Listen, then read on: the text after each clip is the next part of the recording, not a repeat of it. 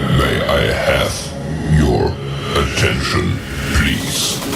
The show starts in 10, 9, 8, 7, 6, 5, 4, 3, 2, 1, go.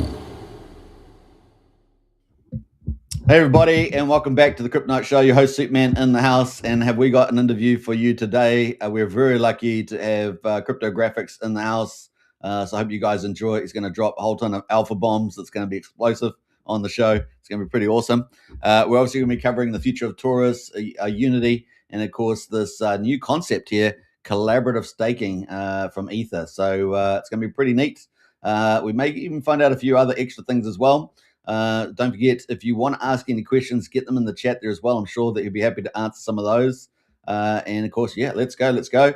If you're on X, of course, don't forget to hit the repost button, not just for this channel, but also for other people you're watching. It really helps out a lot. The influencers get the reach out.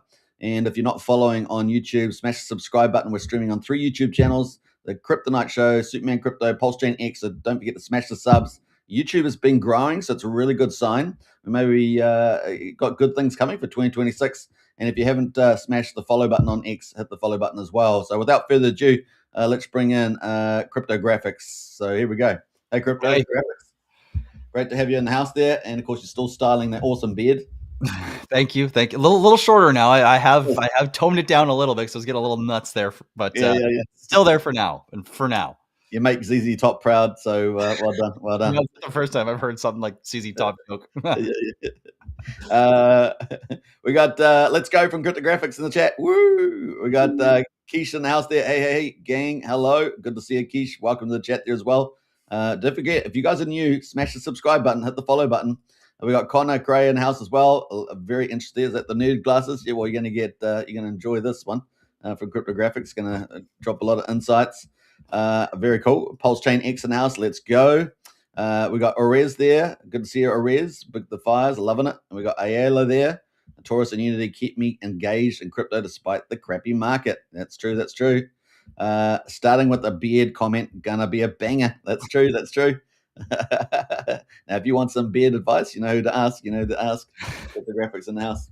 All right. So without further ado, no beard. Without further ado, I kick it off.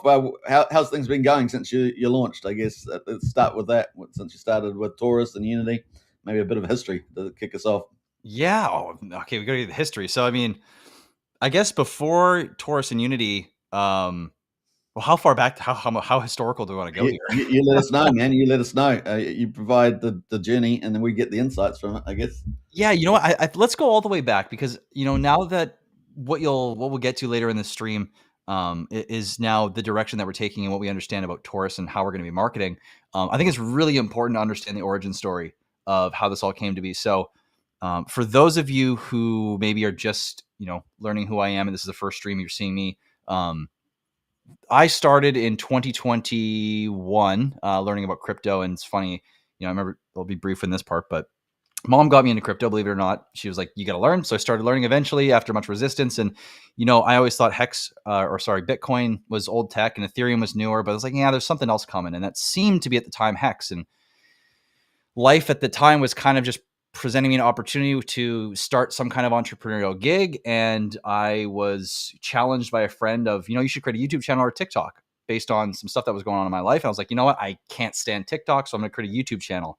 And that YouTube channel led to where we are today. But on that journey, I studied Hex. I wrote a book I wrote papers and articles and made so many videos calculating models and doing all this stuff. In the process, I learned about Hex, and then I learned about Hedron, which was built on top of Hex, and then Icosa, and then later Pulse Chain, PulseX, TitanX, all these different protocols that, we're taking what we all saw as what was great from Bitcoin and trying to remap it in a way that was more beneficial for users, more fair, more this, more, and all these different protocols we're trying to build and create a more sound version, so to speak. And so I wasn't aware of this at the time.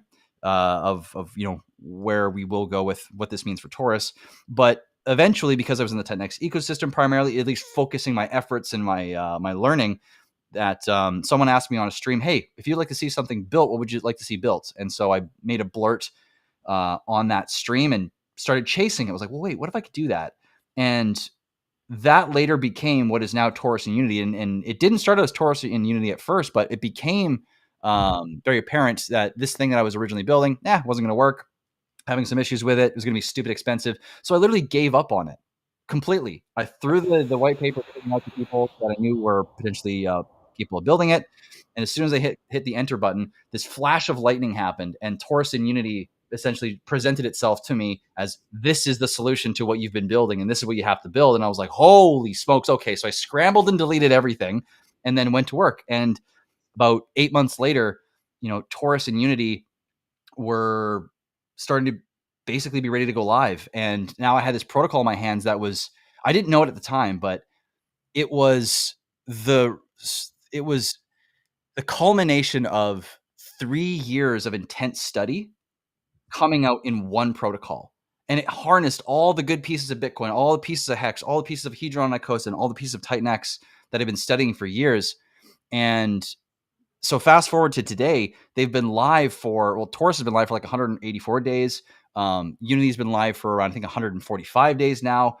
And man, they've been blowing me away at their performance.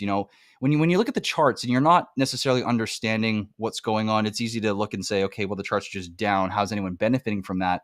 But when you look at the data, you look at how the users are actually performing, you look at how smooth things have been going, and the overperformance on many statistical fronts, they're performing so much better, especially given the level of adoption that we've had, which has been, fairly low, considering we're in a pretty ridiculous situation, market-wise, sentiment-wise. Like, no one's really looking for new things at the moment. No one's really even paying attention, other than the people that are crazy enough to still be around this time of, the market. So that being said, TORUS and Unity are now going into this evolutionary phase where we have, I was lucky enough to connect with a brother of mine, more of a soul brother than a literal blood brother, but he had this amazing idea while sitting on a couch one day of, hey, what happens if someone could pay the deposit and I just put up the staking and we just split the yield? And my mind was blown, and like 3 months later, here we are, where it's already being built, this idea of collaborative staking.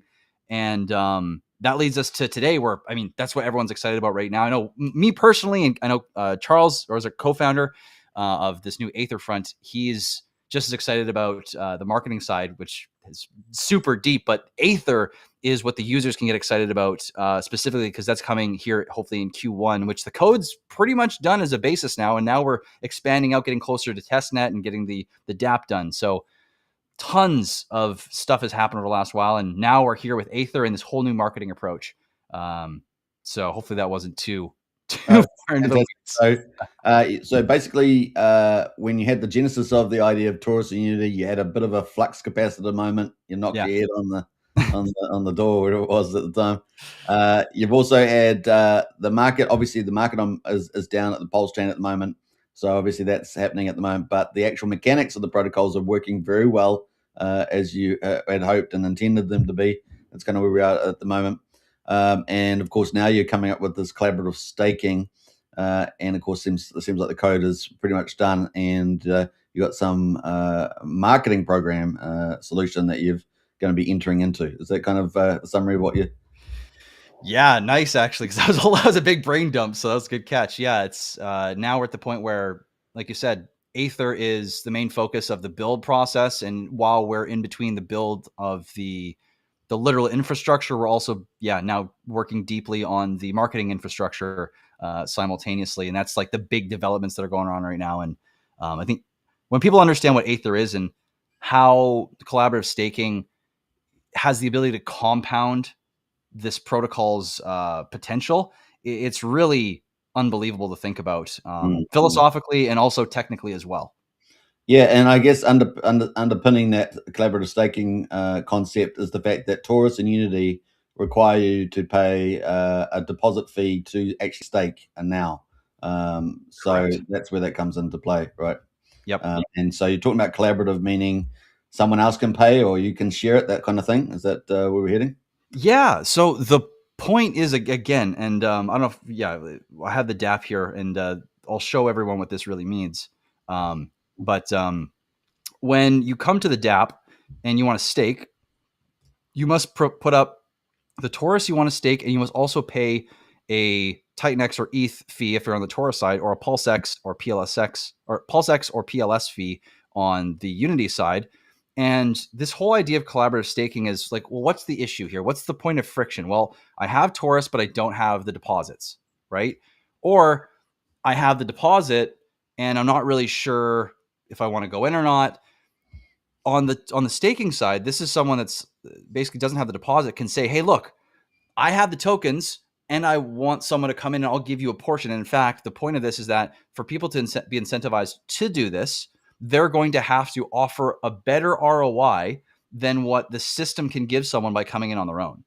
And so this is going to make the collaborative staking collaborative and simultaneously competitive, which is going to be, I mean, if we get as we start getting more adoption and people start collaborating more and more, fresh capital starts coming in, this becomes unbelievably powerful for a number of reasons. Not just because, people are able to, get more yield and it's better for the users, but from a protocol perspective and for a potential of this protocol, when people are staking now, they have a couple options. They can either bring in fresh capital, they can just not stake, or they can sell some of their Torus or Unity and use that to pay for the deposit, right? Okay. And so if we're looking at that latter piece being the most potentially detrimental to the success and the potential of the protocol, what's actually happening there is people are getting rid of some of their Torus and they're using that to fund their stake, but they're still bringing in economic energy, which, I mean, it's circular, but it works, right? But instead of having all their tokens staked, they are selling some to stake. So now what this means is if you can get people to not sell, be able to stake those tokens and have economic energy coming in, what you're doing is you're actually producing a scenario where there are more tokens bringing in more economic energy within the system than was previously possible.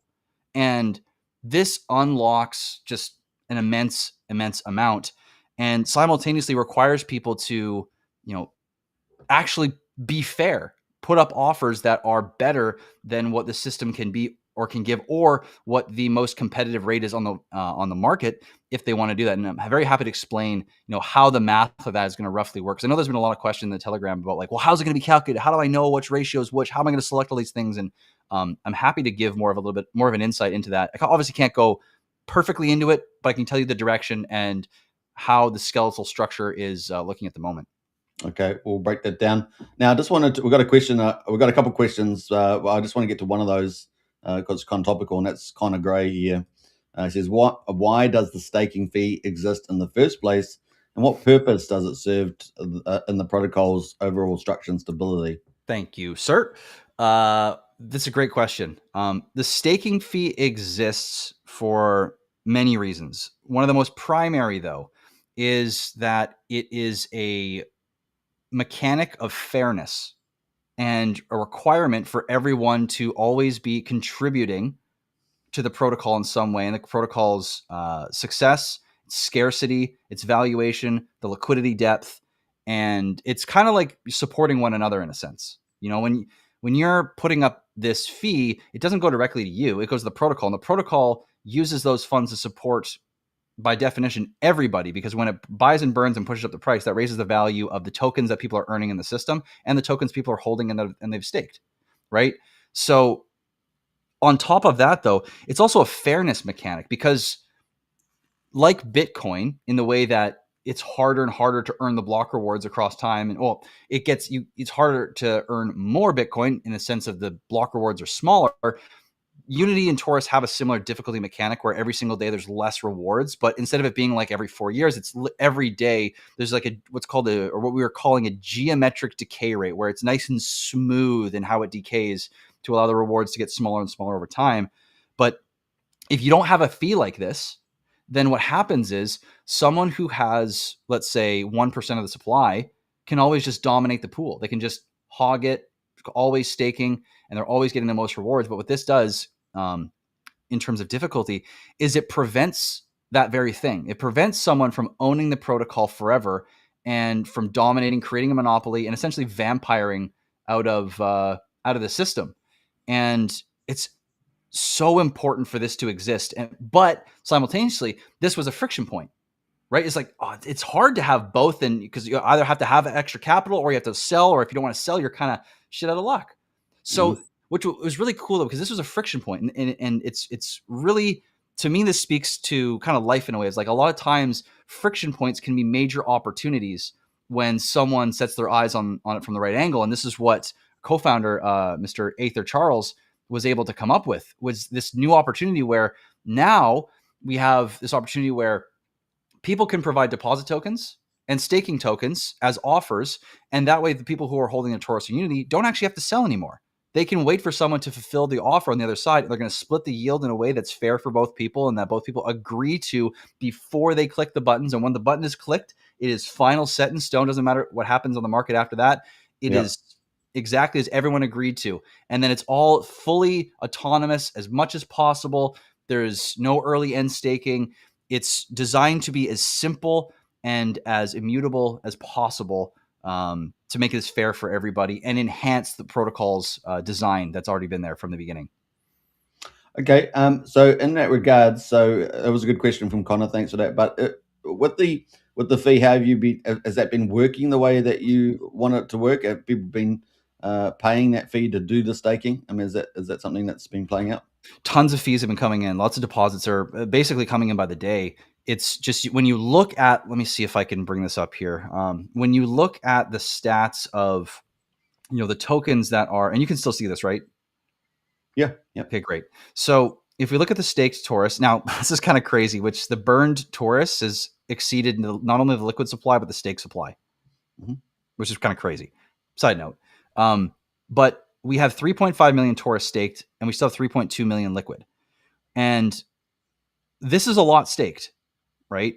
It is. Yeah, it's nothing to bat an eye. It's fantastic. And we simultaneously still have 3.28 million that hasn't been staked. And I think that is largely in part of that staking fee. And not everyone has the capital to put in, and not everyone wants to sell, right? Because tax reasons, whatever. There's a number of reasons why anyone could come up with for not wanting to. And Unity has the same thing. So with your original vision in mind and design, is this close to what you might have expected in terms of this large liquid pool still? It is. And when I envisioned this protocol, I envisioned it with a level of adoption in mind. And to be quite transparent, the adoption has been less than I anticipated, which is not a bad thing. It just changes the relative use of the system. And now I'm seeing that, okay, when low adoption is happening, this is the scenario that the protocol can come in or step into, essentially, or find itself in. And even despite that, the protocol is operating very, very strongly, even with limited adoption, which makes me really excited to see when adoption actually does occur. Because I really do believe, and I at this point, I know this might sound crazy to some people, but I know it's coming. I just don't know what scale, and because of that, it makes me more excited about the future. Because if it's performing like it is now, if 50% essentially of what's available to be staked or more is being staked currently with these kind of conditions and this level of friction, then I mean, that's kind of the best case scenario in my mind. I was going to say, if you have a base load use at this level in the market, then that bodes well for the future for sure. Totally. The application. If you didn't have it, then you've pretty much got a dead protocol, right? So you can die of death. But other than that, that's pretty positive. So, and you're quite right. I mean, where the market price is at the moment, that liquidity is probably just sitting there as well. It's the other side of things where PulseX is at right now, or ETH as well. All right. So, the staking is a really good number. The burn is phenomenal as well. I mean, look at that burn.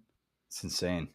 Now I know that your liquidity side, the liquidity side of things has already run its course, right? You've fattened up the liquidity pools with that liquidity from the buy and burn, but you've still got the burn operating. Is it still operating?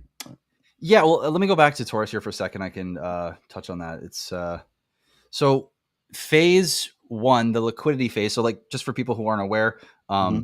the way that the protocol started out was it has essentially like 4 routings of where the economic energy goes that comes in from creation deposits or staking deposits. And it's to a buy and burn, which obviously buys and then deletes the supply, a buy and build contract, which takes the funds that are divvied up to it, and those funds are used to build the liquidity pool up, meaning it just keeps adding to the liquidity, the container, the depth of the market. Some goes to no expectations address, and some goes to buying and burning Titan X if it's TORUS, or Pulse X actually if it's Unity. So when it comes to this phase 1, originally the buy and build was receiving 28% of the funds, and the buy and burn was receiving 64%. And around day 150, I believe it was, for TORUS specifically, 140 to 150, somewhere in there. I can't remember exactly which day it was, but the buy and burn and buy and build percentage allocation was changed from the phase 1 percentages to the phase 2 percentages, which now the buy and burn receives 84%, the buy and build receives 8%. And the buy and burn still has about $70,000 still in it. The buy and build is virtually empty. It still has about a couple thousand, $2,500 that will eventually go in, and they're cranked up as hot as they can get just to try and get those funds in there. Unity, though, is still in its phase 1, and it has $213,000 in the burn because it's getting 64%, but the buy and build still has a handful of $1,000, still about $6,000 in there, which is still great, right?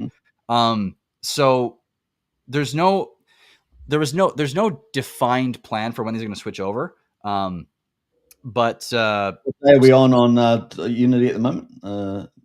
We are on day 145. So that's in the ballpark of phase 2 of the change of incentives. If it were to go identical to TORUS, that would be correct. That'd be great. Yeah. All right, very cool. So any just keep a watch out, guys. Keep watch out. Phase 2 coming. Okay, cool. Yeah, I mean it's actually looking pretty damn good from that overview. Now we got one question here, which is related to the third part of the protocol, which is creations. So someone had a question on that, so we might as well sue in that since we're giving us kind of the overview here. Great.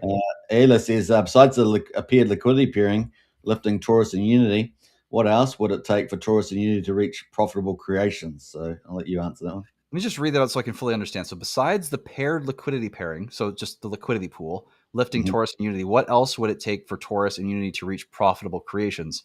Well, profitability alone can come sooner than TORUS or Unity reaching their median ratios, where the staking ROI and the creation ROIs are parallel, or they're equal to one another. They're essentially comparative. I see it's down 67% at the moment on TORUS there, is it? Yeah, exactly. Well, this is on Unity. Yeah, exactly. But if Unity goes up in this case, a handful of X's, technically speaking, creation would be a positive ROI. But I want to preface this where just because something is a positive ROI doesn't necessarily mean it's time to use that action, because the whole point of having creating and staking is to be able to look at, okay, ROI here. Well, how do I'm going to reference this one and I'm going to check it against staking. Okay, staking's higher. Staking makes the most sense because this is essentially telling you whatever option is going to give you the most amount of shares, the most earning capacity, right, with a given action at a given time, right? And so if you were to compare $71 in Unity to staking it to creating, you're going to get a tiny amount of, you're going to very, very, very small ROI for depositing $1,300 worth, essentially. And this is what you got to look at. You got to look at these numbers. So, you're better off at buying off the market, right? Exactly. At the end of the day, yeah. And I mean, it's funny. Yeah, you go. Sorry. I'll just say it's funny because you're like, besides the paired liquidity pairing, like basically the price going up, but that's the only thing that really eventually brings it back into being positive. Because if it stays at this price, the system is also getting more difficult, meaning the rewards per day are shrinking, right? Which means if we stay at the same ratio and people keep staking, the ROI relatively is going to keep shrinking as well. So the price is going to need to come back up to some degree for this creation ROI to even become even a little bit profitable.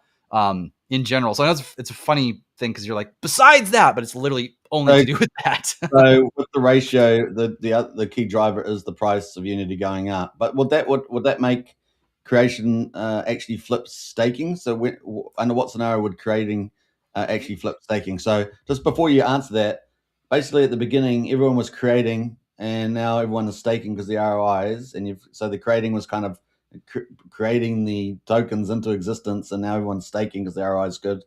So back to my question. What would it take for creating to ROI to flip staking UI? And we're talking price wise here, right? Yeah, I guess so. Yep. Great. Okay. Just making sure here. So you can see this tab? Yep. Great. So if you're looking at the Unity chart, the biggest thing that I want you to understand is this chart's relevant to understand value of the protocol, value of the tokens you're holding, but it's not relevant to understand how the system's performing and how creating and staking relate to one another. Mm-hmm. What you're going to need to do is you're going to need to come to the top here where all the different parameters for the chart are, and you're going to need to click the USD PLSX chart. And this is going to give you the Unity ratio relative to PulseX. The ratio is what's specific. USD value is a byproduct of the ratio of PulseX to Unity in this specific liquidity pool. And if Unity, or if the price is going up here, this means Unity is increasing in value in PulseX, which means basically Unity is being taken out of the pool and PulseX is being put into the pool, changing the balance. And that's what also correlates to the ratio and then the price collaterally increasing as well. But for reference, when we're talking about the median ratio here, the starting ratio was right here.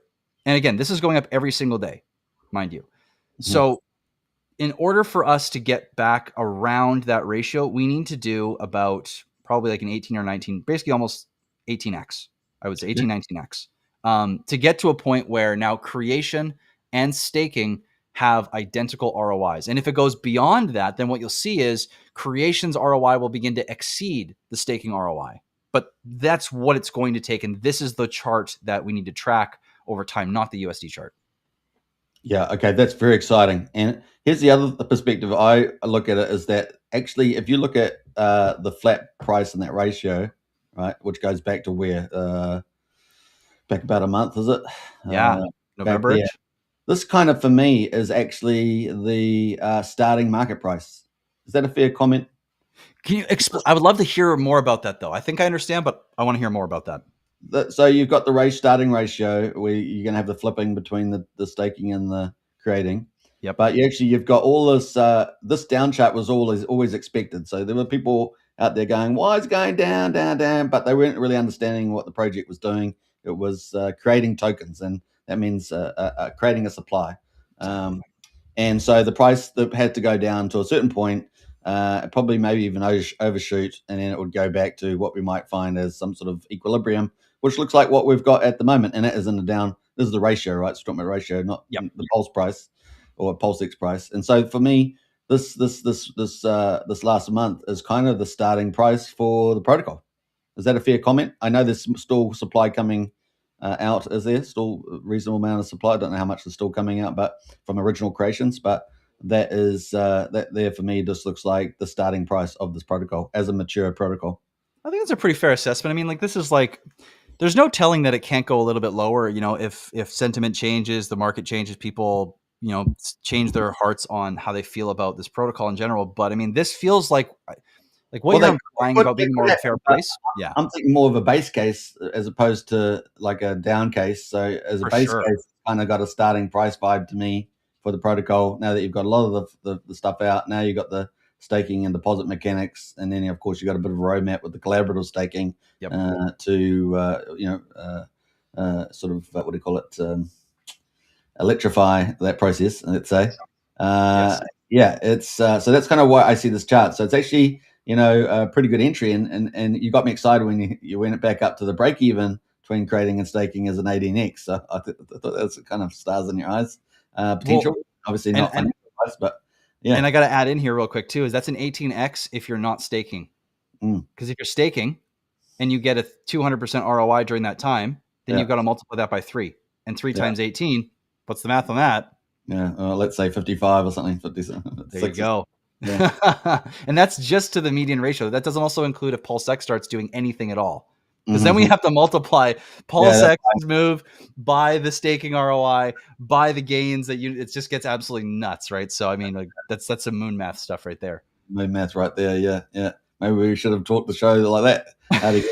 People love that stuff. Get a couple 100x. It's true. People do love that stuff. All right, so that's some pretty exciting upside. That's what I'm saying. This for me, it kind of feels, excluding like there's a base case we're arguing that kind of looks like a starting price for this protocol at a maturity phase. That being said, this is Unity and still not gone to phase 2 of the buy and burn, which is that's a positive to the upside, So pretty exciting. So how does the TORUS chart look then compared to this? Has it got the same, essentially the same kind of shape? Because that kind of validates this argument, I think, for the base case. But they're similar, but you'll see TORUS here. So this is the USD price. Now, mind you, this is again same situation. What we need to look at is the ratio, because this tells us the actual story here. But you can see similar. Yeah, similar. Right? We've kind of created a little bit of a floor here. I don't know what we're going to do after this. Who knows, right? But the bottom that's right at the bottom. One would argue the range, but it's still down on the downside. So this is moving sort of base case negative. What would that be? What would be driving that right now? That ratio. People just going back into Ethereum, they're doing the rotation there. Or what do you think might be driving that a little bit? Well, there's a few things. So one is there's been some bigger sells happening lately, and I think some people are just exiting into TitanX and into ETH, like you said. But simultaneously, if you go back and you look at some of the buys that have been happening over the while, there's a few players that are clearly paying attention and are not small. They're not throwing $100 in at a time. They're throwing in 10 or 11 or $1,200 purchases over the last number of days.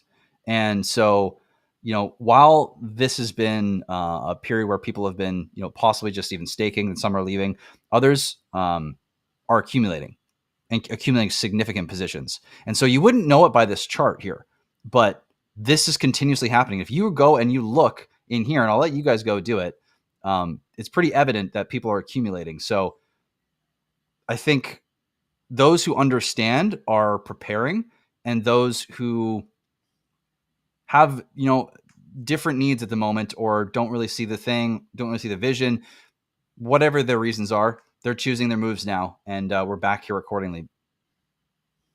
Yeah. Okay. Now we've got a few questions. I think we might pause just to ask a few questions. So we've kind of covered the charts a bit. We've covered the creating, the staking, the flipping between ROIs. We've talked about the buy and burn, which is pretty impressive. The staking's impressive, and we've got this liquid supply. Obviously, we've got staking deposits coming out with the collaborative staking. We'll come back to that because I think that's kind of the future part. But let's answer a few of these questions maybe that we've just got in the chat there. So if you guys got any more questions, get them in there. And let's see where we're starting from here. So I think we've got... let's go down there from that one. I think we answered that one. Unity says the staking fee is what fuels the flywheel. The daily, every 10 minutes buy and burn, it fuels the buy and build, and it fuels the burn of PulseX, the underlying token of Unity. So it's just an affirmation there. Exactly. Keish says, I'm making TORUS single-sided LPs to convert into TitanX for staking fee. Beautiful. Yeah, okay. And we've got Pulse Beta now, so it's been a while, Pulse Beta. Good to see you. Only problem I have now is I have to sell half to get enough money to be able to stake now. Selling keeps prices down. If prices are up, more people chase green candles. There's a few ideas in them.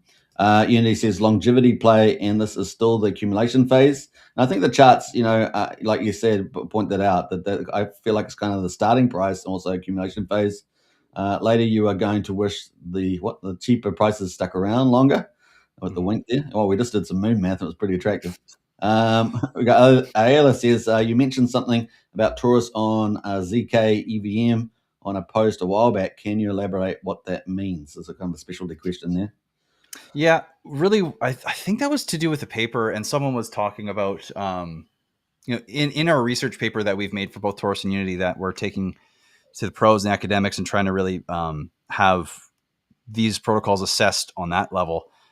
We mentioned that specifically with the high frequency transactions that may come from something like Aether, a way to scale that type of platform, because Aether and collaborative staking are a part of the same thing, but Aether is not collaborative staking, so to speak. Aether is like the hub, the platform where services can stem from for both of these protocols, Okay. you know, but Yep. collaborative staking is the first one. So the reason I'm saying this is because whether it's for this or for future services that can be facilitated on this platform, if there's high frequency use, one of the ways that we can offload some of the transactions is something like ZK EVM or ZK zero knowledge rollups essentially and transactions, which is good for anonymity and it's good for scaling and helps the gas usage or the block usage on Ethereum itself. So we're not clogging things up if this were to ever become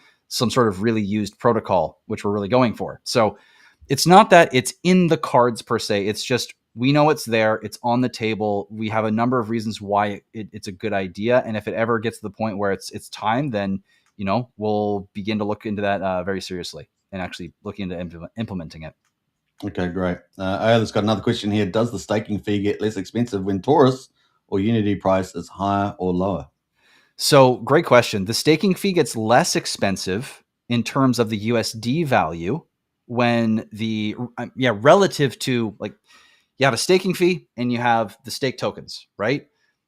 As the stake tokens become more valuable, the staking fee is a smaller percentage of the value of what you're staking. So, and this is for many reasons. One of the main reasons is so that at a certain point, the value flowing out of the protocol is actually able to be handled by the economic energy that the protocol holds in reserves at any time. So that basically meaning that the protocol is able to say, like, no, we're good. I can support here, right? And obviously it has its limits, and there's only so much of a run. There's a 180-day runway that these protocols have before they only have like 16% left of the funds they had from a given day. But still, and that's assuming no one deposits. So there's a lot to it, but essentially, to make it simple, staking fee gets more expensive relative to the stake size as the price goes down, less expensive as it goes up.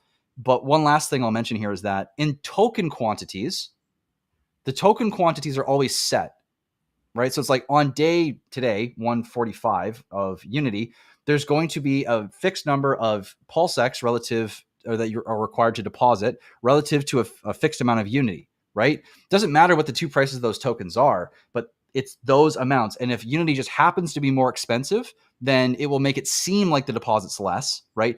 Because the token prices themselves are changing, which causes that discrepancy. Okay. I got Unity says here the fee cost is based on the ratio. The higher in the ratio unit to PulseX, meaning overbought, the fee will be less. Pulsevator says TORUS is down because it's the end of the cycle. People selling TORUS into Titanx to restake. Yep. Okay. Yella there, TORUS and Unity is organically rooted itself in a really good protocol. Nice. Thank you. Appreciate that, Sang Crypto, for reposting the stream.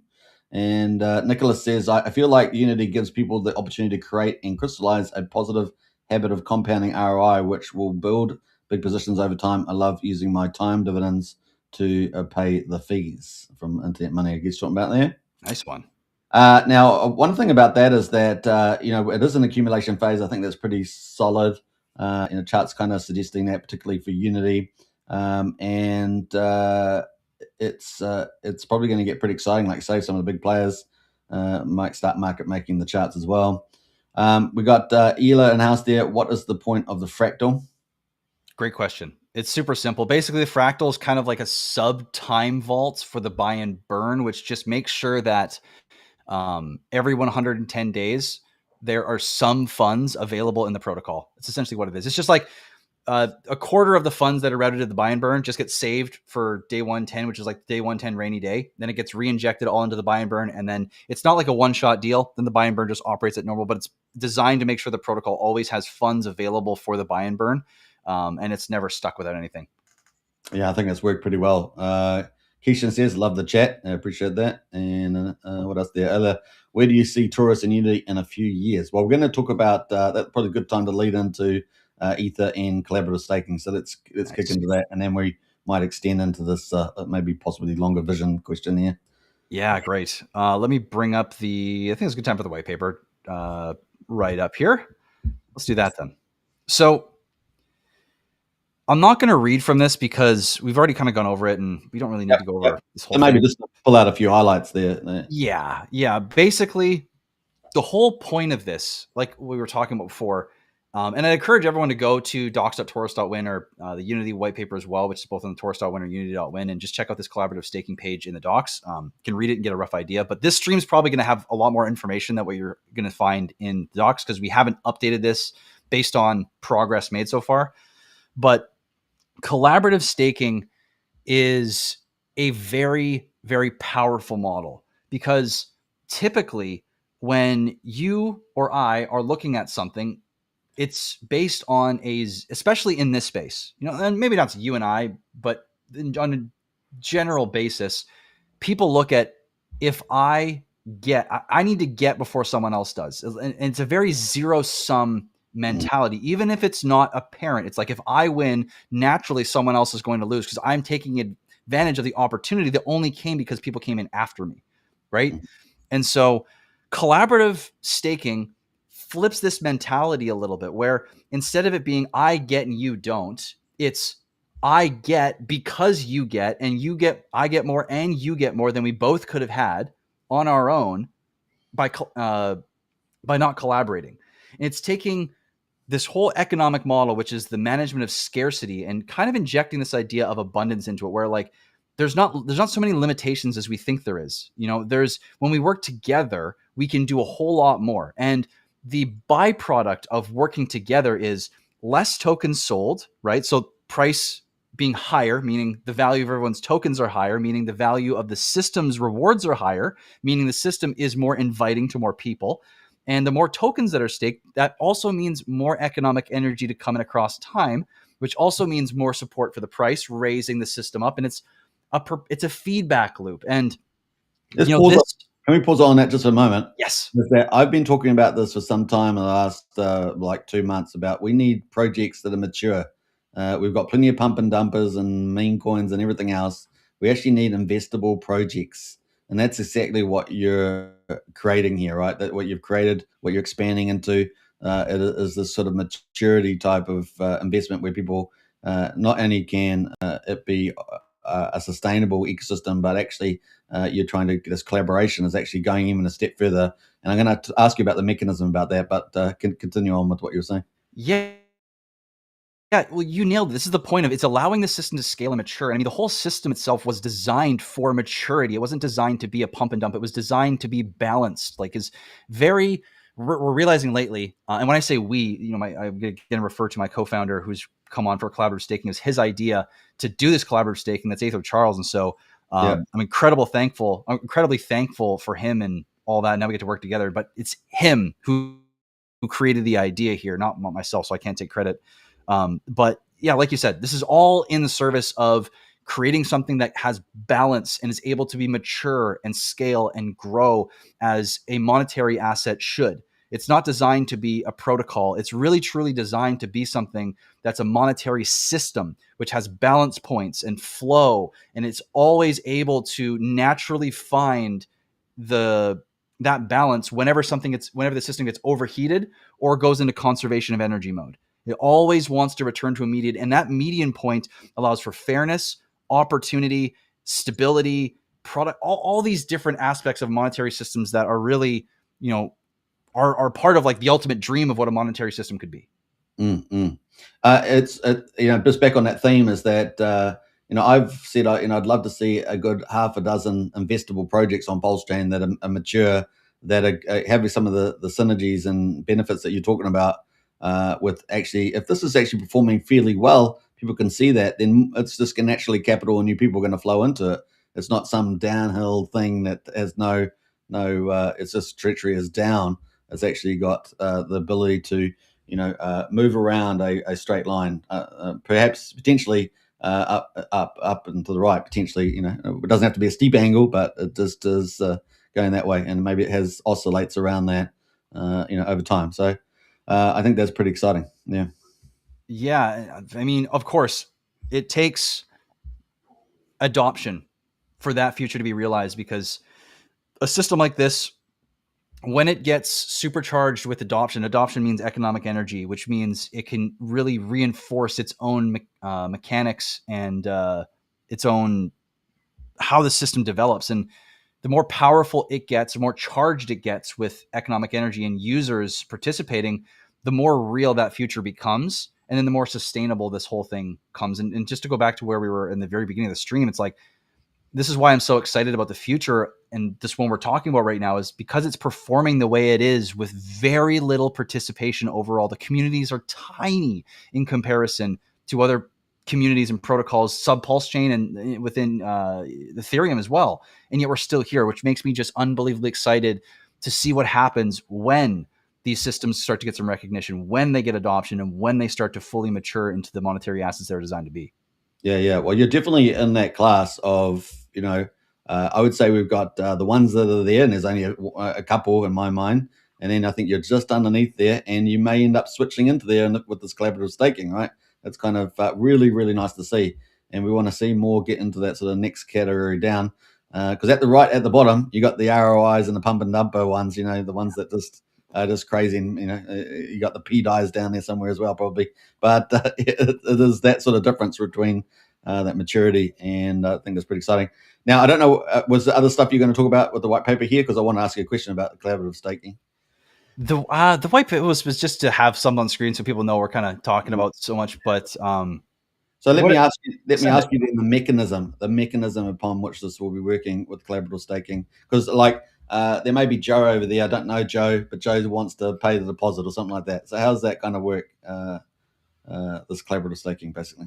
Yeah, so I'm gonna be as precise as I can while riding the line of being vague, so I don't be overly specific in case something changes. Sure. Just as a preface here. But the mechanism itself is going to work where someone with TORUS or Unity staking tokens can create an offer.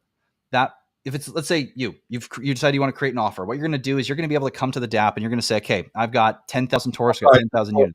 This is inside Aether or inside Unity and TORUS, this access? I'll say there will probably be something that will lead you from TORUS and Unity to Aether. Okay, cool. As an option, something to let you know that this exists. Mm-hmm. Let's just go to Aether though. You're on Aether now, just to make it nice and easy. Easy, yeah. So you're on Aether. You're like, okay, I'm gonna create a staking offer. Well, what that means is you're gonna put up your tokens to be staked, and you're gonna offer someone who's gonna put up the required number of, say, PulseX or Pulse in this case, if it's Unity, required to get those tokens staked. Now, that can be one or more people. Up to right now, we're looking at around 10. It might change a little bit, but there's going to be multi-party capacity for the protocol. There's going to be thresholds, and it's going to be sophisticated enough where it will be very efficient. Efficiency is the name of the game for this. But let's just say you put your staking tokens up. What you're going to basically decide is you don't need to decide the length, because the length is automatically 88 days. There's no selecting it. There's no early end stake. So you don't have to worry about those parameters. You just select the amount of tokens that you want. And then you can essentially, there's going to be a couple of ways to do it. Potentially, you'll be able to just select, okay, 10% greater than the market rate, 20% greater than the market rate, or even match the current best rate on the market, which means if, let's say, we were to go back to Unity here, and I'll share my screen one more time. Let's say, okay, 216% is what the market rate is. That means, okay, if I split my yield, I'm going to offer 225% or 245% to the person who's going to deposit instead of 215%. And this is going to, once you've selected a parameter like this, on the back end, a bunch of magic's essentially going to happen. I say magic because it's all sophisticated math, as you know, but it's essentially going to say, okay, if you're giving up this percentage, because it can define in advance based on the stake tokens, it can see how many estimated tokens are going to be, right, from that stake. And it can say, okay, if you're going to give this much to this person, this means now your ROI is going to be reduced to this, right? Or this is what your ROI is going to be from the total here. And this is going to allow people to essentially just focus on the ROIs, and on the back end, it's going to scale the ratio of yield. So that way it's always going to be, exactly as the ROIs are showing, and it'll scale properly in the back end. And on the, as a basis for all this, when you go on the DApp, so Aether, the minimum that you can set the ratio to or the yield to is like the same. Basically, if it's 215%, you can't make it go, I'm going to get 220%, they're going to get 210%. The minimum is whatever the current market rate is to be balanced, whether that's 50-50, 60-40, 30-70, so on, based on whatever the value of the deposit is to the stake tokens. That's always automatically going to be calibrated within the system, kind of like almost like a time-weighted average price, like a time-weighted average ratio almost in USD. But again, to come back to the simple, what's going to happen, you show up with stake tokens, you say 10% better than market rate, 20% better than market rate, match if there's a really good, a competitive offer, someone's got like 50% better, you can even click to match that. Then boom, it's going to show you all the parameters, all the data you need. You're going to click confirm, and then it's going to go on the marketplace, and someone can either completely fill the deposit, partially fill it within a certain minimum, and then there's a few other parameters that we won't get into right now because get lost in the specifics, but that's the overarching pathway. Is this a subgroup of stakers that this is useful for, those people that don't really have any extra capital and therefore want someone to pay? This is not only them, but it's also for people that were previously needing to sell. Yeah. Or wanting to sell and selling, so that they don't have to sell and they can stake more of their tokens and bring more economic energy into the system simultaneously without selling. When someone pays, so when they accept one or more people, up to 10 people, to pay the deposit, and they share the ROI, they don't get any instant remuneration from that deposit? They're just accepting someone else to pay the deposit. Is that what's happening?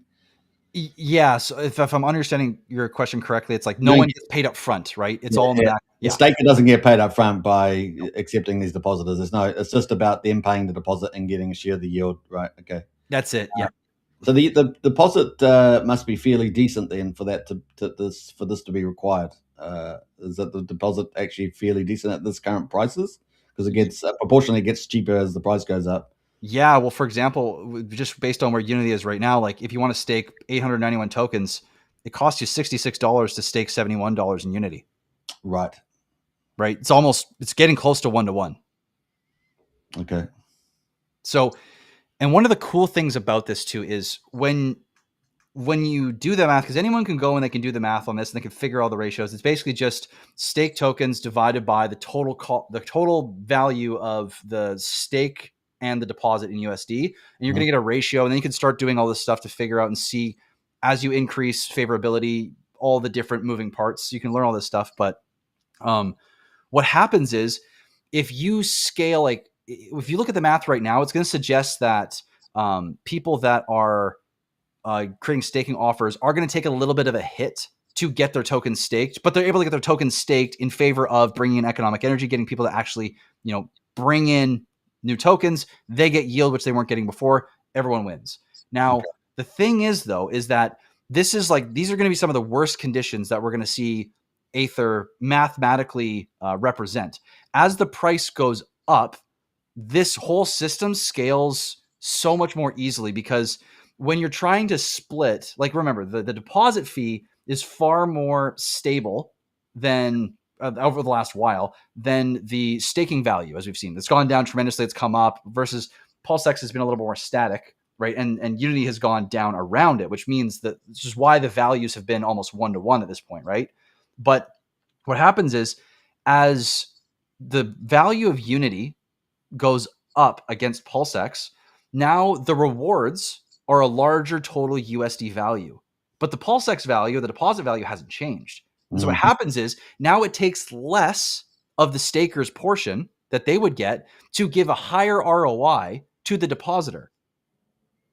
And so the more successful that this platform makes TORUS and Unity, it just opens up unbelievable feedback loops where now this collaborative staking could actually rival creation itself and actually be competitive with it, meaning This is really crazy that if this is competitive with creation, meaning people can make staking offers for depositors that are better than the creation option at any given time, this means that we're in a crazy situation where the supply is being decentralized as widely as possible, and there's no extra created tokens on top of what the Unity pool or Torus pool are distributing. Yeah. It's crazy. Can we go back to the liquid amount? Yeah. Because I mean, essentially, you are dealing with that liquid supply, because the stakers are obviously staking past the initial period, so they seem like good citizens. And then that's just a bit of human, but you got the liquid side. So this is going to help address the supply, right? And that's all self-fulfilling, so all positive cycle to the upside if that does occur. I think, particularly, getting maybe people that might have sold now. You've got people paying deposits, sharing the yield, and just rotate, rinse and repeating them. It seems to me with the Ether collaborative staking, you also got the option. I don't know what incentive mechanism you might use, but you've also got the option of doing, if you're going to do collaborative deposit and staking, then you could do a collaborative buying off the market and staking as well, and therefore you could really another aspect of fuel on the fire of this. And I just don't know if you had some sort of incentivization on that. That could work quite nicely, like almost like a pack, working as a pack there. I see what you're saying. Yeah, I think that's an extension of this collaborative approach, because you don't just have to have deposit; you can actually go market buying and go into the system as well.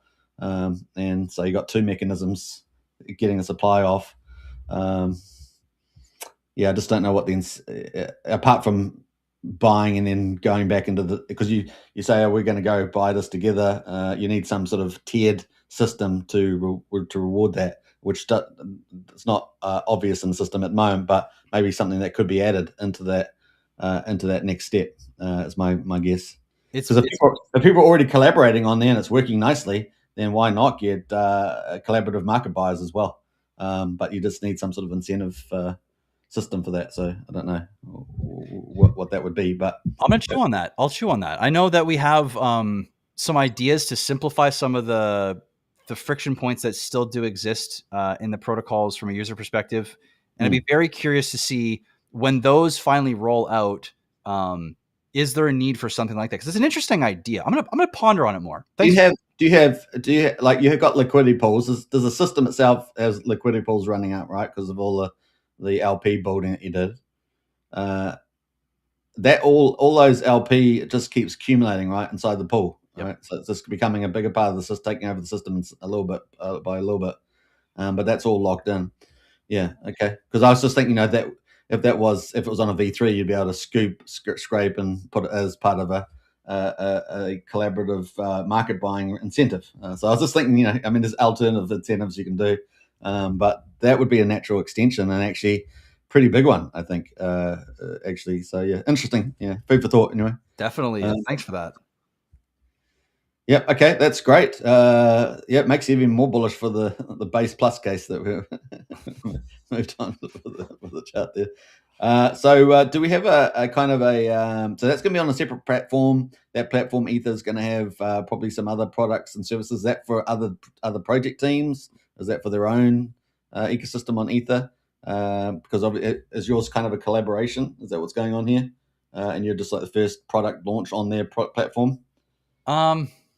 I mean, for right now, what I can say, it's not. I don't need to give a political response. This is core infrastructure, so it wouldn't be from outsourcing. If it was to be another protocol that brought somebody in or another team in, it would be because they were completely in alignment to the degree that we would essentially be merging to some degree, which is what Aether, Charles, and I decided to do. We're now a team, and everything we build in the future is from the two of us. And so that it would be that kind of thing that would happen for an outside, like someone else, to bring a platform on. It would have to be like that person is now becoming the part of the team, and so now it's one unit putting this thing out. This is real frontier stuff, and I think the possibilities with the collaboration is just flipping a lot of DeFi on its head as well in terms of investor behavior. You guys could do a lot with this, like I think a lot. And if this starts, just getting good early signs with the use, which I think it will do, man, I think there's a number of products you could roll off this, and you'd have people working together, maybe not even know each other, just because of incentives, and that's huge, really huge. And this is quite a game changer. I think people should be talking about this much further afield because at the moment you got everyone, like you say, it's a zero sum game. People are trying to go, you lose, I win. You lose, I win. And we're always going to have that, and that's all a big part of crypto. But we actually need investable parts, and the more that Pulse Chain example has, or even any other chain, but Pulse Chain in particular, the more investable products that we have, then we've got maybe, let's say, 20% of the market. You can go, hey, you can go into here. There's mature. You know where it's going to go. You know what people are doing, and if you want to go speculate, go off to everything else as usual. Yeah, I think that's pretty exciting. All right, so we got some more questions though. I think we got one or two more. And can I add one thing to the Aether conversation as well? Be brief with this, but it's really important. People will be able to. The way we're trying to design this is so that people can market themselves. So people can literally go on X, make YouTube videos. Right? You're a content creator. You could say, "Hey, I just made a TORUS stake. Go collaborate with me so we can both win." And it's a way of basically creating a meta social layer, a meta social marketplace, so to speak, where people can advertise for themselves. They can advertise for collaboration. It's not just reliant on people that know from within the DApp and they know how to go to the DApp already. It's a way for people to help market not only the protocols but themselves, right? It's again collaboration with the protocol and them individually, and then also collaboration with themselves and another person to both utilize the protocol to win, which the other person may never have found out had this not existed and this opportunity not been there in the first place. So really important pieces at this whole marketing level. You've got two big heavyweight use cases there. Let's come back to that second one, marketing, in a minute, but we'll answer a few of these questions because that's a big one and I want to talk about that. So let's see, we got Ayla says, who pays the gas fee when the Gwei is 50? Not sure what they're talking about there. You're talking about I see what you're saying. Yeah, well, if you're starting the contract, you're going to be paying for. We'll have more details on the gas. I don't want to talk too much about gas because those are all semantics, and it is what it is at the point of someone's got to pay for it. So we'll just define who someone is later. So it's fair. We got Keisha now. If my offer isn't filled, I can just readjust the ROI to get people excited. Exactly. Update your ROI. Ayla says, will both sides be able to submit proposals? Example, I have PulseX and I want a certain share of the ROI, so someone with Unity can fill it. Yep. Yeah, exactly. It's going to be both sides. So that way it creates a competitive nature where if the staker side is not giving enough and the depositor side is wanting more, the depositors can literally make their own offers and say, hey, actually, I think this is fair. And then people can go that way. And then the market balances itself naturally and has equilibrium with what is fair at any given moment for ROI splits between collaborators. I'm not, like you got, this might be getting a bit too sidetracked, but you got things like Reddit, which is a very left-wing site, but you got Reddit. We don't really have a social platform as far as I know. Like we have a couple, one or two minor ones, but we don't everything really particularly flourishing on the social front and Pulse Chain, in particular, or Titanx even. But this is kind of a little bit parallel potentially to your collaborative staking. So an interesting area of potentiality there, especially if it blew up, because then you've got high engagement, and that'd be interesting. And then you can scale a lot of other products, like we were just talking about earlier on there. Could be interesting. Alice says, any thoughts about being able to borrow against your TORUS on Ouroboros to pay for staking fees if price drops below a certain threshold and the stake is liquidated or burned? What are my thoughts on that? I would love that, and I will release more details when I can on if or when that is happening. Yeah, TORUS, Ouroboros, that was kind of in the pipeline some months back, wasn't it? About Ouroboros. Yeah, there's just the way stuff works in building and how it is. It just takes a while for things to finally start to work. And Shadowy's very busy with all the stuff that he or she has, and we'll get there when we get there. Keith says, I am into share with benevolent folks. Yeah. Well, that could become a bigger part of the market. Who knows? Let's see. When people with PulseX could lend their PulseX for a fee up front and be guaranteed their initial back after stake ends or gets liquidated. Now you get into the lending side of things a little bit. Yeah, it gets a little bit weird with like. Here's the thing with the ROI. The ROI is not saying like you're gonna get. It's basically saying like the 100% ROI includes you're gonna get the value in the deposit principal that you put up, and on top of that, you're getting 100% ROI. The lending would. I mean, maybe this. I don't want to write off anything because you never know. Yeah, you're getting into lending, and then you get into perpetuals as well. And then you get into liquidations potentially. It gets super messy with lending, and I mean, maybe one day we'll see. I don't know. The positive is that you can move prices up and you can get a lot of supply off the market. The negative is that you have the negative of liquidations, and that leaves a sour place for some people. Yeah. A lot of people do get liquidated in perpetuals. Let the staker pay the fee. And what's the side? I mean, for transaction fee, says Kish. Yep. All right, so let's get into this marketing quickly. We'll probably spend 5 minutes on that, and then I think we can probably wrap up the show. Great. Because we're coming up to now in 10 minutes, which is good solid coverage. So you've obviously got the collaborative staking. This marketing thing, let's explore that. I think that's exciting. So what do you got for us there? Yeah, and honestly, like this is probably the most important part of this whole conversation is around this whole marketing direction. Like the protocol is great. It's amazing. I'm super happy with it. It's working well. Our community is amazing. But if people don't understand what this thing is, if we don't understand what it is, then we can't make someone understand why they should be a part of it. Because people go where they're treated best, right? Money goes where it's treated best. And what Charles and I have been doing over the last number of months is asking, thank God for him. He keeps asking me, because again, when I was on the show previously, it was, what is it? And then I would respond with, here's what it does, right? I didn't have an answer to what it is. And through the last number of months of what is it? What is it? What is it? What is it? Just hammering on it. Finally, it began to become clear that this was a solution to some of the flaws that are inherent with BTC. And the more we dug deeper, we used AI, we did a ton of research, we did modeling, we did so much work. We began to realize that the solution that TORUS and Unity propose as a framework for a monetary system is so much deeper than just a crypto project. Mm-hmm. And we have now like an 80-page academic level paper with a ton of references, research, math proofs, history, everything outlining how these systems are essentially the evolution of what everything in this space has been trying to do. And I want to read a little bit of this post here. I don't read the whole thing, but just to give you guys an idea of where we're going. And also, to be on the lookout for this academic paper anyone can go and read and see and share. And this is for the professional world, the institutional world, the academic world, to have it challenged. Because if we can go this route and get any sort of validation or verification from that level of person, then that puts TORUS and Unity into a category of tokens and protocols that very few have ever reached, in terms of credibility.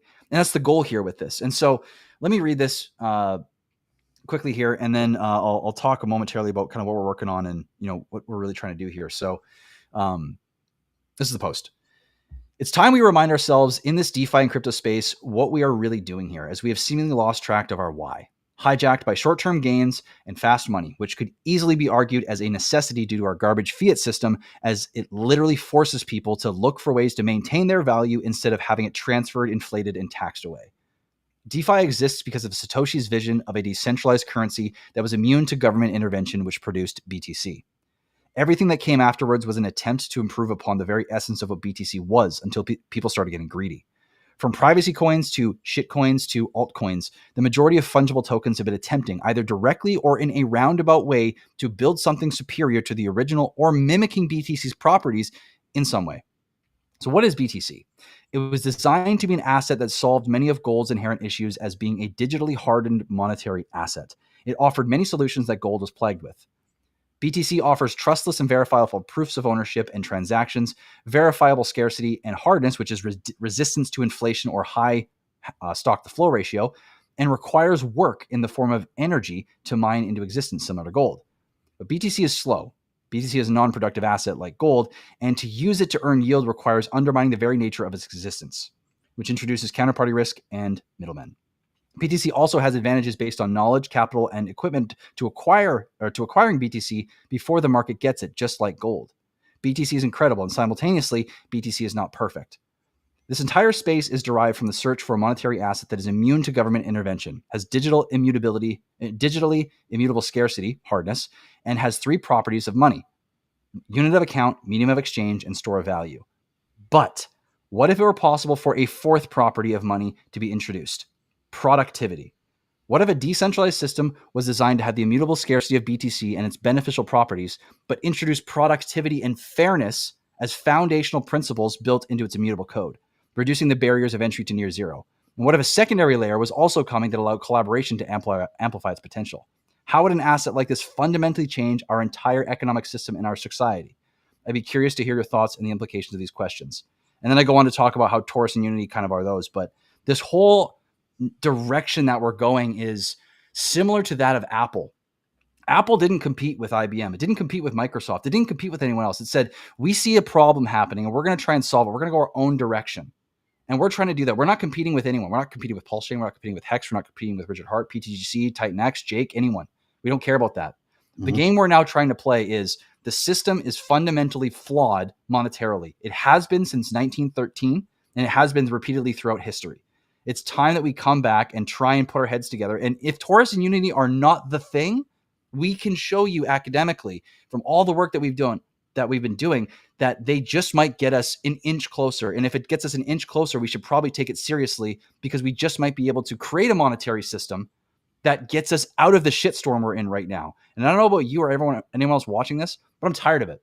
And I'm tired of seeing people around me crumble, get crippled, get impoverished, have hard lives because the money system is broken.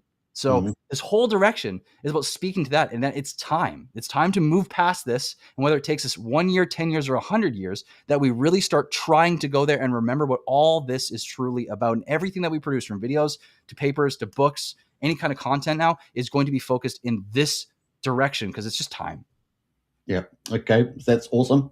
And I just want to add to that, so you guys are kind of pushing the frontier of tokenomics, and the used to be Wall Street used to be the place where that all happened, but now it's really in DeFi and tokenomics and CRYPTOGRFX. You're really on the front edge of this, and I think you have a phrase about abundance, something about abundance, and I kind of think it kind of encapsulates that, and building on your productivity, I guess, principle that you're trying to build features and products around. It's pretty exciting. So yeah, I really enjoyed this conversation.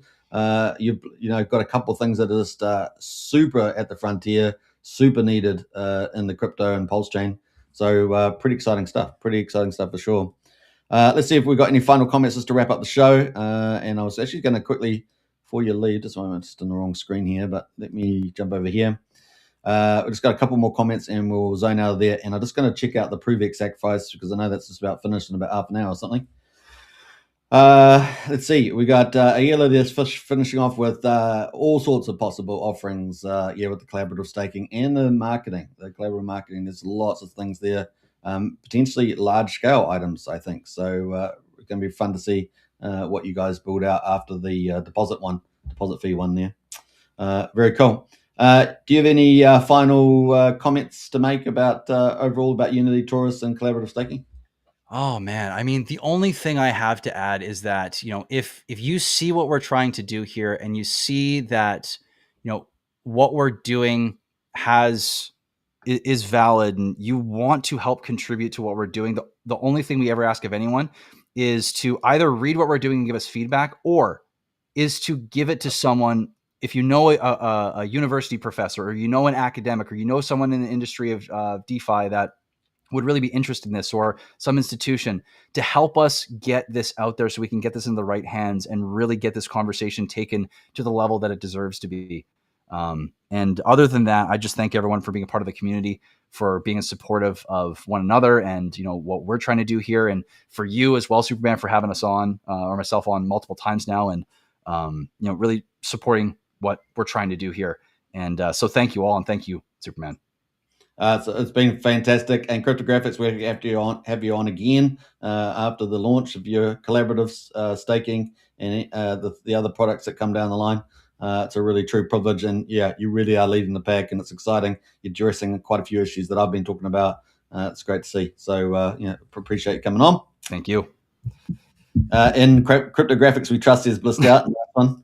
Thanks for the stream, guys. I enjoyed, and stay tuned. Stay tuned indeed. Now, I'm going to just watch the rollover of the sacrifice. It's the last 8 minutes of day 59, so it's the end of the sacrifice, and it's kind of cool to have that on the live stream. So I'm going to jump into there. CRYPTOGRFX, if you want to stay around, you can. If you want to bounce out, feel free. But I'll pull that up now.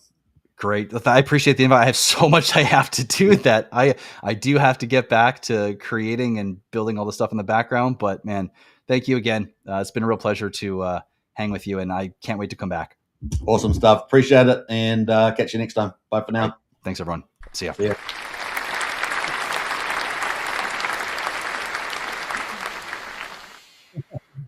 All right. Let me just bring up the screen, and we're good to go. So let's see. Bam. All right.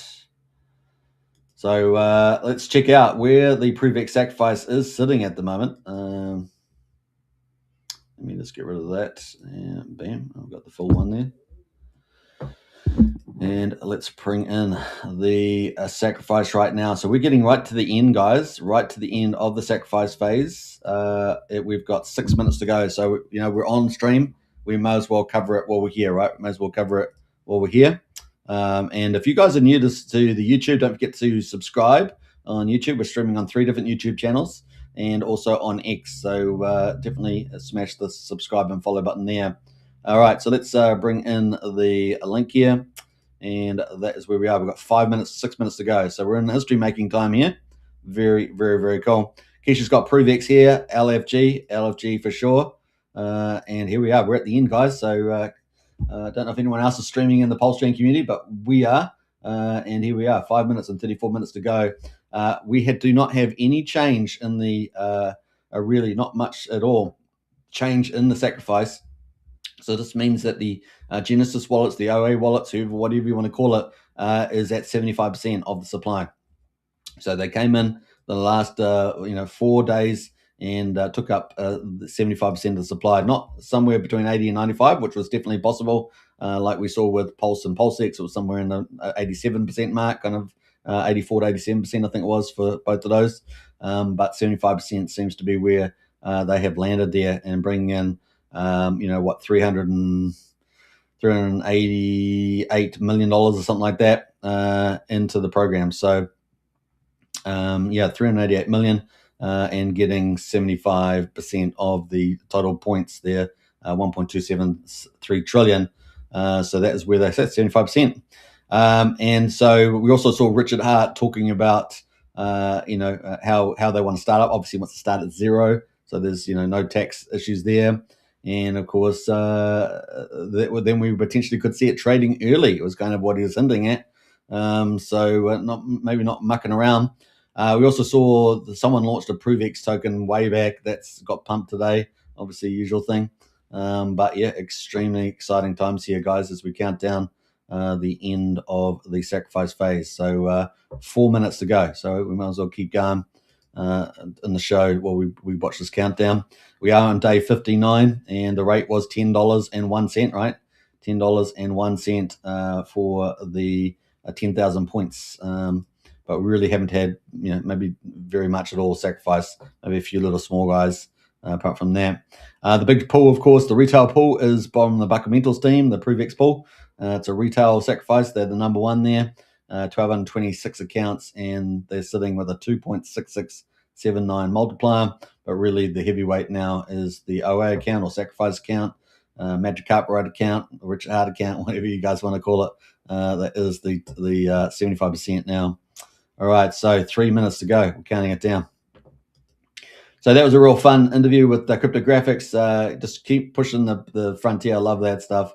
and we're looking forward to that. Yeah, it does very look like the baseline price ratios on that chart. So it's going to be exciting to see it perform in 2026. Of course, we're hyper bullish about the market this year. And maybe a little bit of volatility in the first 6 months with a few variables, but other than that, 2026 looking amazing for crypto. And so a good year for TORUS and Unity to fly and add in those new collaborative staking products and other things. So kind of cool. All right, 3 minutes to go, guys. Live here on a Crypto Night show. We're always, because we've been streaming, I mean, how many days have been streaming? I don't know. Been streaming on multiple crypto channels on Hex and Pulse Chain for how many days? I'm going to give an estimate. This is just an estimate. But, obviously had a few days off, but not many. So yeah, how many is that? I actually did division accidentally. We'll do that. Probably over 2,000 days, guys. Have been streaming on X and Pulse Chain. Over 2,000 days. That's pretty incredible. So it's been a privilege. If you guys, I love crypto, I love Hex and Pulse Chain. So it's been fun to do. But over 2,000 days, maybe 2,200, possibly even. Yeah. Pretty sure I'm just trying to remember what I was streaming in 2019, what time that was. I was definitely streaming in December 2019 because Hex had launched. But I had another channel before that called Cryptomania. But it got taken down by the old YouTube. The social media platforms are difficult to operate on. 1 minute and 30 seconds to go. We're counting it down here. Historic, guys. ProvX here on the Crypto Night show. And I don't know if maybe has the Hex conference started yet, day 4 or something. I don't know. But there's 1 hour and 20 minutes to go. Sorry, 1 minute and 20 seconds to go. Not days or minutes. Not days or hours, I should say. Man, I'm really messing it up now. But 1 minute. We're going to have the countdown in a minute. All right. Keish says, wow, respect, keep going. I love the stream. I appreciate that, Keish. Thanks very much.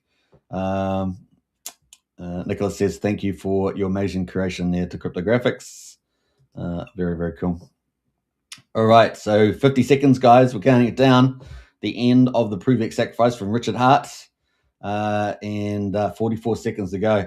Ryan says massive dump incoming. That'll be interesting, actually. Will we get a pump or a dump? I don't know. I feel like it's pretty bullish, Ryan. I don't really see any. What would be the rationale for dumping? That would be the question. I don't really see it. We haven't really had any sacrifice OAs over the last 24 hours. There's not much to much to think about there. If anything, people should be excited about maybe the ProvX token being dropped and launched sooner than later. We also got Liberty Swap, of course, launching this weekend as well with the stablecoin. That's massive. So we might briefly talk about that. All right, 60 seconds, guys. 5, 4, 3, 2, 1. We did it, guys. It's the end of the sacrifice. Bam. You guys saw it live on the screen. That is the results, guys. You guys saw it live on the screen. You saw the countdown disappear as well. That was kind of cool, wasn't it? That was kind of cool. So congratulations to Richard Hart and everybody that participated in the ProvX sacrifice. Pretty fun. I'm sure we'll get a post from Richard Hart.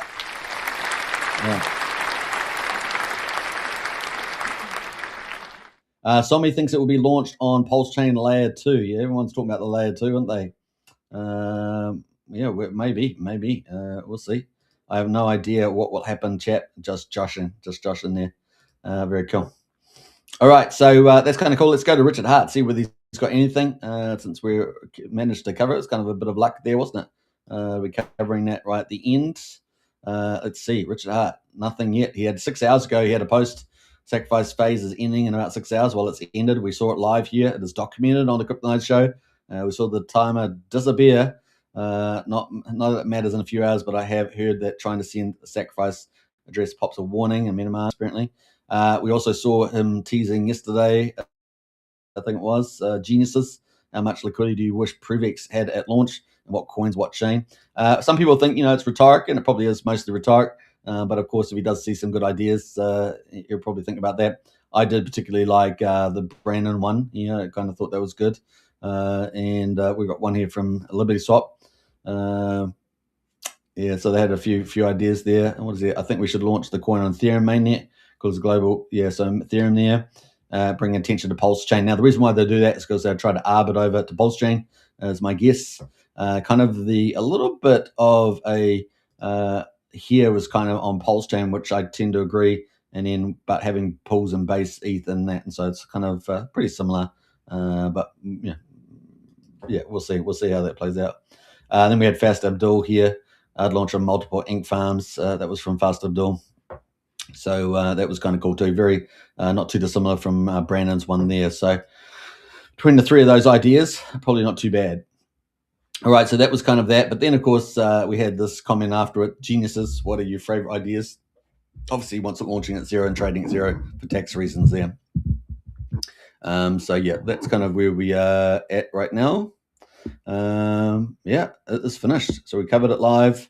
Hope you guys enjoyed that. There's no timer left. Sacrifice is done. The final results are 404 million USD, 1.273 trillion points, 15,675 sacrifices with 479 tokens on offer and 32 networks. We see that that is the final top 10 there. And of course, the recents there, we know that we had almost $400 million go through Ethereum, 3.7 million in Pulse Chain, 250,000 in Ripple, BSC 185,000, Base 141,000, and Bitcoin 121,000. Those are the ones over 100K. Then we had the rest of these chains all filtering down almost to nothing, right? So yeah, a lot of chains there with nothing on them at the moment. So there we go. Those are the final results. All right. Hope you guys enjoyed the show, guys. I enjoyed bringing it to you. And once again, special thanks to our special guest, CRYPTOGRFX, and a bit of bonus there with the final closing moments of the ProvX sacrifice. Now, keep a look out for the token in the airdrop, I guess. The allocation there. We'll find out exactly what happens. But it should be a lot of fun. Should be bullish for Pulse Chain generally, and maybe hyper bullish. We shall see. We've had a good start to the year. Hope you guys enjoyed it. Subscribe, like, share, hit the bell. Catch you on the next show. Yeah, all the very best. We'll get back to our standard coverage tomorrow on the Daily Show. All right, until then, take care. And you just never know what will happen in the charts. Could be a lot of fun, but so far, so good. All right, bye for now.